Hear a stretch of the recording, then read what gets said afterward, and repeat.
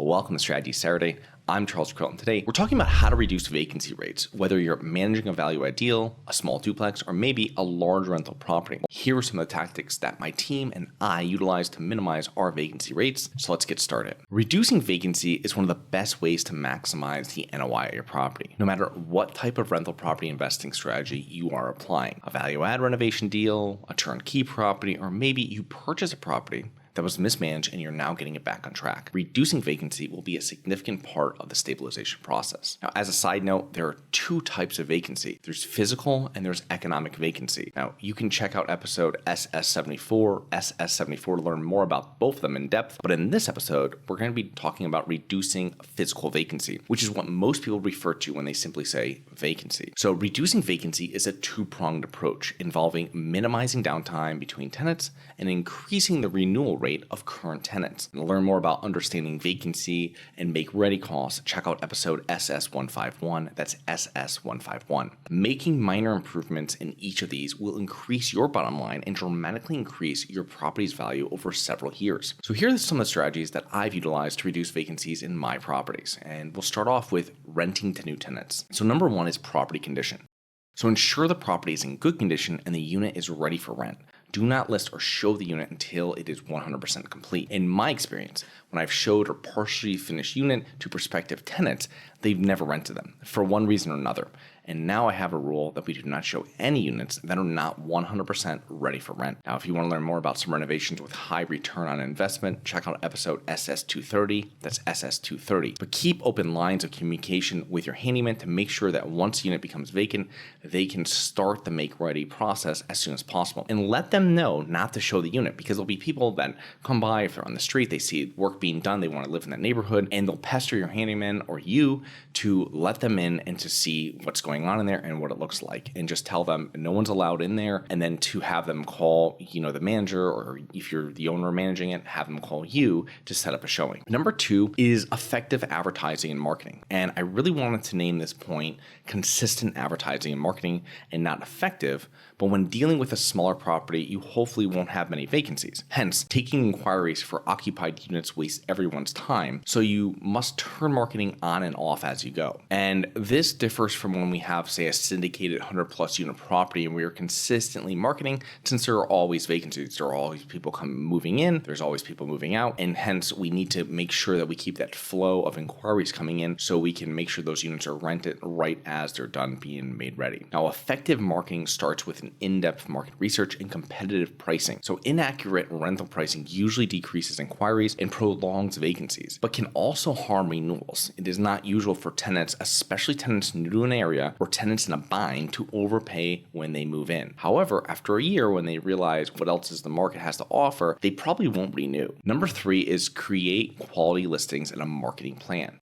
And listings with low quality or minimal pictures are a major turnoff when someone's searching for sale properties or for rent property listings. And I typically see the mistake made by mom and pop investors. They show a few poor quality pictures of a unit with a previous tenant's belongings all over the place, and they wonder why they cannot rent the unit. Or you see a for sale by owner listing for a house which is $500,000, and the seller, they're trying to save some money and they take the pictures themselves instead of hiring a professional photographer for a couple $100s, and it really shows. And once you complete that renovation of the unit, it's made ready, or you finish all the make ready, take dozens of high quality pictures. Additionally, write a detailed description with all of your tenant screening requirements. Look at newly constructed apartment complex websites and look at all the information and all the pictures that they are offering to prospective tenants. They're not putting up someone's pictures that came off someone's phone. Not saying you need to have a website for a 6-unit property, but they list everything in those listings when they're renting them, including how close the schools are, the grocery stores, restaurants are to the property. Look at something like a really good for sale, like an agent listing, and you'll see all the information that they add in there so people know this is exactly what I want and there's no questions. And it cuts down on people that are reaching out to them that might not qualify, but it also, for those people that you really want to rent to or sell a property to, those are the ones that you want to make sure that they reach out to you and you set up a showing. And either way, they're very detailed. And the last part of this is having a marketing plan. Now, this is much simpler than it sounds. You already have the high quality pictures and detailed unit descriptions because you've already written those. Now, make a list of where you will post vacant units when they are ready to rent. And you can now put this all in the cloud and let your VA tenant handle all this. And your virtual assistant can take care of all this when you let them know, hey, we have a vacancy here. And so when you have that vacancy, they have the pictures of that unit and they have the description and they know where and how to post it. And that takes away all of that from you. And it gets your phone ringing a lot faster. So when that property is ready, you can rent it immediately. Number 4 is respond quickly to inquiries and have a streamlined application process.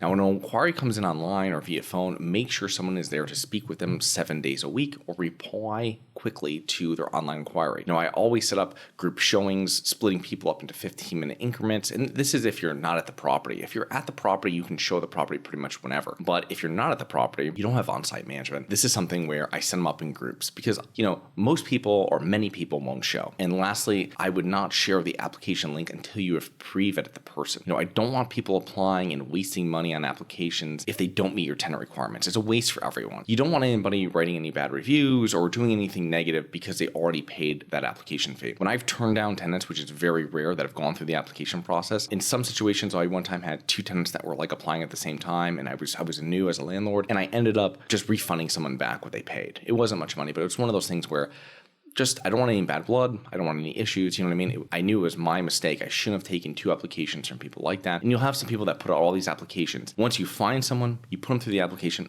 they're going to know within hours if the person's approved or not. You maybe takes a little longer if you're verifying all the income a little bit more manually. But the thing though is that you have a good idea from the beginning who's going to make the cut and who's not. And you can just tell people if they really want to do it, if they're pushed to do it, fine. Give them the link and they can apply. But what I say is that you're talking to a couple of people that really have a high chance of getting approved. You provide them with that link and have them go through the process. And I also hesitate to rent to people who have not seen the unit in person. And this is a big thing, and I never really thought of it this much. It was something my dad brought to my attention. I think I've only done this once or twice in my life when I self-manage my properties. But once you have a viable tenant, share an online link where they can apply and make sure that it performs a background check and also make sure that you're verifying employment and income. And I have to stress this, since COVID, landlords have been plagued with tenant fraud, and that's usually with identity theft, which you can kind of get around because you go through all these checks and all the information and verifying all these different information through the application process online that can be done. But the second thing is the employment and income. This is where it gets a little bit difficult, right? Because now you have to figure out a way verifying the documentation is correct that they're putting through. And this is one of the things where when I speak to property managers today, they usually have some sort of AI screening software, something where they document software where they can upload the documents into and it tells them immediately if anything's been altered or if something looks wrong. You know what I mean? And that's something that's really helpful. But the second thing is now you want to really verify that the person works at that job and for that amount of time. And that can be a little trickier. So these are things that you have to do in this new age of what's happening with tenants and landlords. The next part here is going to be retaining current tenants. All those different episodes I mentioned earlier in the first half of this episode, those are ones that you want to go back to because those are going to help you retain those tenants. And here are some other points that we utilize for making sure that we can keep tenants in our units as long as possible. And the first part of this is responsive maintenance. So when there is an issue, you quickly respond to the tenant and promptly address any repairs, especially when there are emergencies. And this is where this 7 days a week comes in. When you're dealing with residential tenants, when you're renting to them, it's 7 days. It's just like if you were going to buy a residential house, it's going to be odd if your agent's not working on the weekends or after 5 p.m. But when you're servicing a tenant that's already in there, especially with emergencies, that's something that you have to take care of them right away. And whatever they inquire, I would say 7 days a week, someone responds to them. Even if they say something that is not a big problem, right? Something minor, my blinds aren't working or something like this. Okay, great. We have someone else out that property in the next couple business days. We will take care of those. Much different than if you're saying that, hey, my toilet's leaking or you know what I mean? It's on the floor, whatever it is. I would always say that you always respond to tenants when they reach out to you for anything right away. And then that's initially where you're going to set up their expectations of when that's going to be taken care of. Number 2 is the property upkeep. This is kind of more like when you're getting to upkeep of the property, but all the common areas as well and outside, exterior. So properties require consistent maintenance and upkeep and continually verify the property's exterior and interior are well maintained. Number 3 is open communication. So welcome feedback from tenants and provide updates on maintenance issues if there is a delay in fixing the issues. And this is very important when you have like mechanicals that have failed, like hot water or furnaces. If you're giving them like an every 2-hour update of what's happening, you know what I mean? Like so hot water goes out 8 a.m. on Tuesday or something like this. And you know that you're not going to be able to get someone out there. You're working to find someone there and you're trying to get someone out there by like Wednesday or whatever it is or later that day. Give them consistent updates throughout the day. Don't have them reaching out to you. This lets them know that you're on top of it. And it's one less thing they have to worry about, because obviously there's people in their household that they have to answer to as well. And they're kind of sometimes the person you're dealing with in the household might just be, the person that you've spoken to, that you rented the apartment to mainly. So it's one of those things where it makes it easier for their life too when speaking to their kids or their spouse or whoever it might be that's going to be asking them, hey, when's the hot water going to get fixed? So giving them consistent updates, what's going to happen, what your time frame is there a problem with the parts, whatever it might be, letting them know that's going to keep that tenant happy. And they're going to know that in the future, they're going to say, this is the type of service I want. And most tenants, when you do something like that, they've never had that happen before. So they really appreciate it. And I've had several tenants that reached out to me and told me they really thanked you for doing that because with previous landlords, it never happened. So always be open to communication at all points of your relationship with that tenant. Number 4, and this is something that property managers really fail on. I've seen before when I've been a tenant on other people's properties, it's early lease renewal discussions. Don't wait until the final days of the tenant's lease renewal period to start the renewal conversation. So I remember when my wife and we started living together, we had our first apartment that we were living in at that point, we went for like a renewal and they would like drop off the renewal letters. Literally, it was a 60-day thing in the lease, 60-day window that you had to tell them before moving. And they would drop it off like 61 days out. So now it's you're scrambling because, whatever that letter says with the rent increases or whatever it is, if, you were in a tighter bond or a tighter bind or tighter financial situation, that would make it much harder for you and obviously much more stressful. It's something you want to avoid.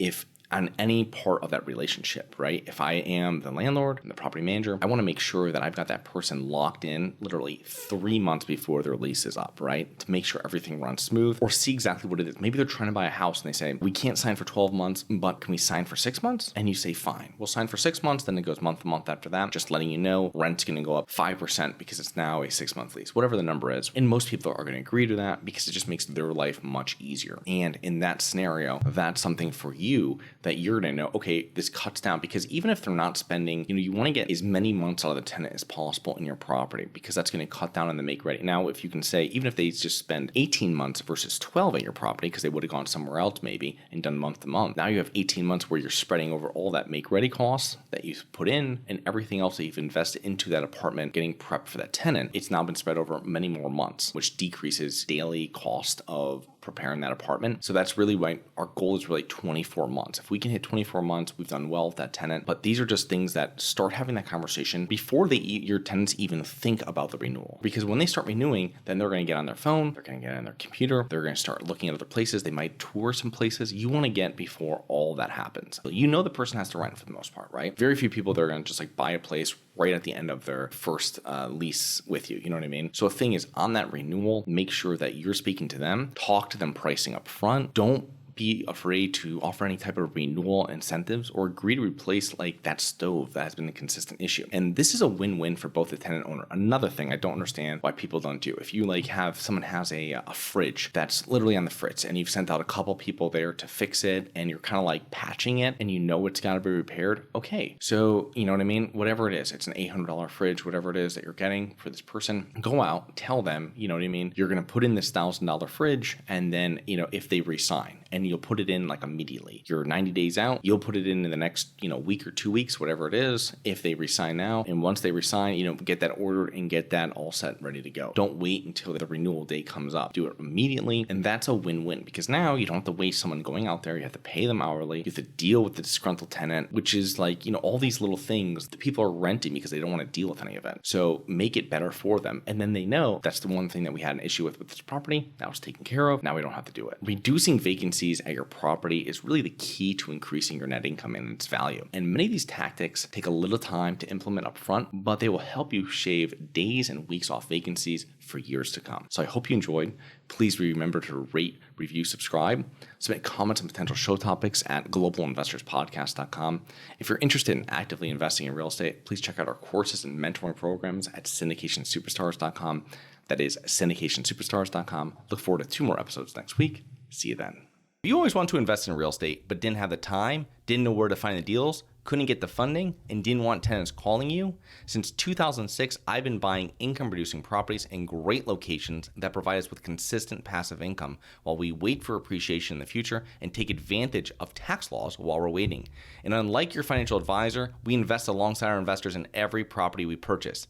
Check out investwithharborside.com. If you like the idea of investing in real estate, if you like the idea of passive income, partner with us at investwithharborside.com. That's investwithharborside.com. This episode should be considered specific, personal, or professional advice. Any investment opportunities mentioned on this podcast are limited to accredited investors. Any investments will only be made with proper disclosure, subscription documentation, and are subject to all applicable laws. Please consult an appropriate tax, legal, real estate, financial, or business professional for individualized advice. Opinions of guests are their own. Information is not guaranteed. All investment strategies have the potential for profit or loss. The host is operating on behalf of Syndication Superstars, LLC exclusively.